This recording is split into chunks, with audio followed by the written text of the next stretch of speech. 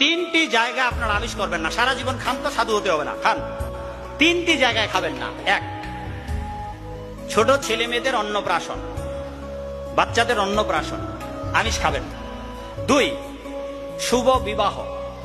বাবা আপনারা ছেলে মেয়ের বিয়ে দেন, ওই বিয়েতে ছাগল আনছেন। আচ্ছা, ছাগলের মা বাবা আছে?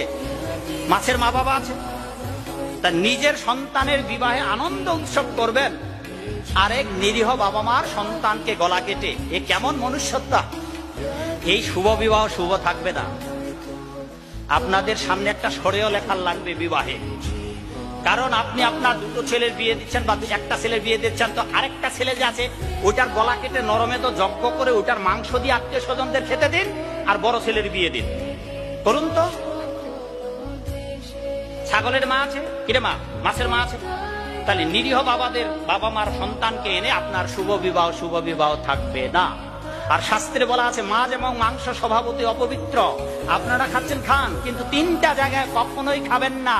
যদি কোনোভাবে জমদূতের হাত থেকে বেঁচতে চান, তিনটি জায়গায় খাবেন না। এক, বাচ্চাদের অন্নপ্রাশনে, পবিত্র বিবাহে। তিন নম্বর, শেষ বাবা মার বিদায়ে, শ্রাদ্ধে। যদি শ্রাদ্ধে ভগবানের ভোগ নিবেদন না করে ওই মৃত ব্যক্তির উদ্দেশ্যে না দেন, তাহলে বাবা ওই যে বলছি এই বইটাতে আছে,